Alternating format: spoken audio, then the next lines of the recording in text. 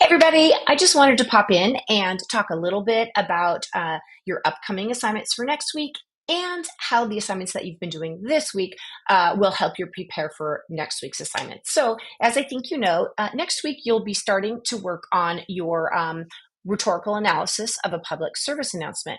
However, of course, before I'm going to ask you to do that, I've been asking you to practice rhetorical analysis on an image that we've been looking at together called Talk Them Dead Housewife. I just am going to scroll down to that image here and open it so we can just remind ourselves of what we've been working with this last week. Okay, that image is in week 3. And oops, sorry, it's in week 3. Let's open that. And you can see it right here.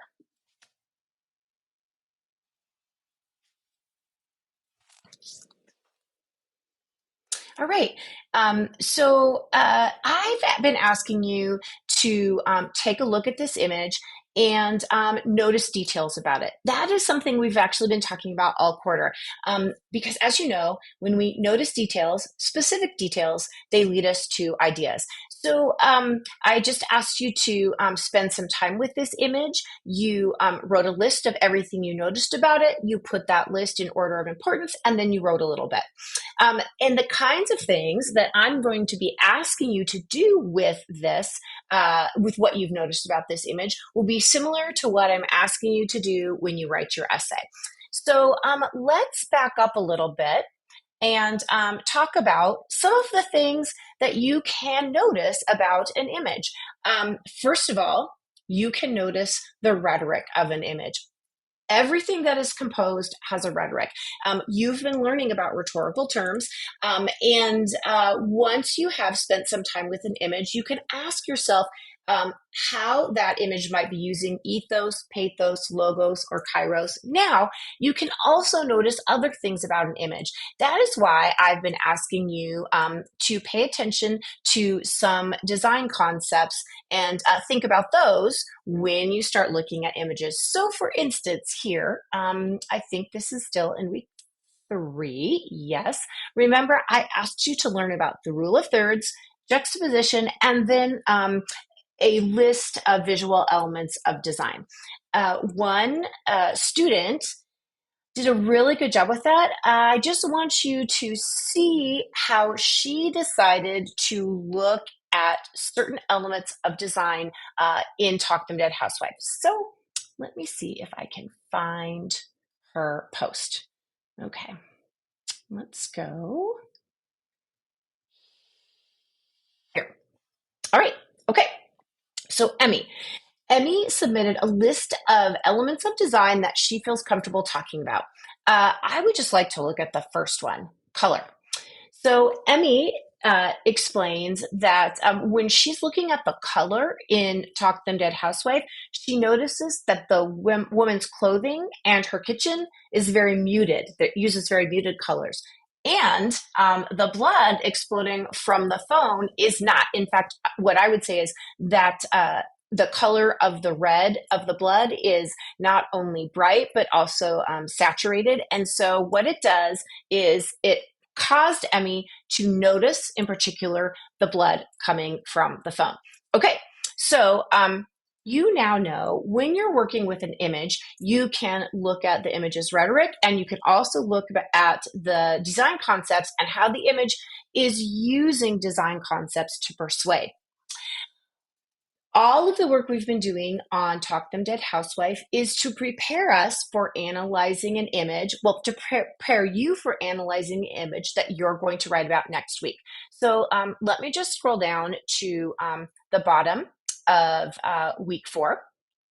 And notice that in the instructor notes, I ask you to find a public service announcement that you want to analyze. I'm going to ask you to take all the practice that you've been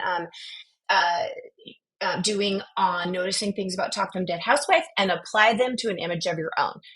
You can find that image, that public service announcement, anywhere. I've given you some links to a number of powerful ones. I'm just going to open that and just so you can see what there is to choose from. So notice that there are 33 images here you can choose from. even starting with the first one, I see an image that is kind of powerful and I think would be very interesting to analyze. You can choose whatever public service announcement that you would like.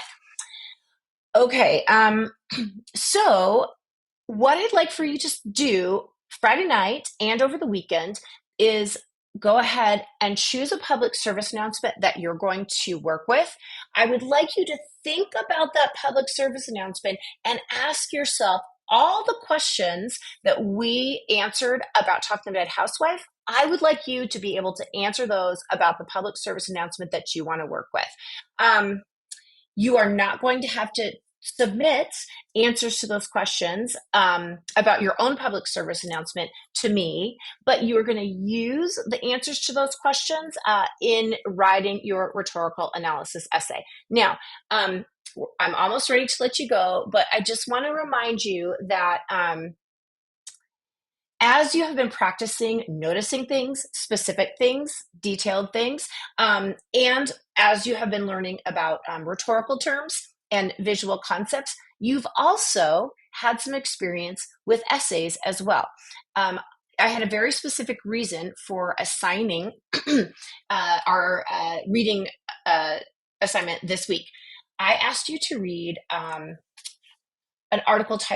essay titled Sweet Surprise, Visual Rhetoric and the Flawed Message of the Corn Refiners Association's Sweet Surprise Campaign. That is a mouthful. um, I wanted you to read this essay because it is a great example of someone practicing rhetorical analysis on a visual image. Actually, she practices rhetorical analysis on a number of visual images. You are just going to have to do one. And you will not write an essay that is as long as Sweet Surprise, nor will you need to do as much research for your essay. But I just want you to go into the end of this week and go into next week comfortable with the fact that you have read a rhetorical analysis essay, you have learned about design concepts, and you also know about rhetorical terms. You are going to use all of that information and your ability to now write detailed descriptions when you start working on your own rhetorical analysis essay on a public service announcement of your choice. All right, so if you have any questions, please let me know. Remember that I have office hours on Friday from noon to 1. You can pop in and ask me about the image you're thinking about analyzing. You can ask me questions about any of the assignments. And of course, as always, you can email me and we can set up a meeting at a different time in a time slot that works for you. Okay, I look forward to reading your work.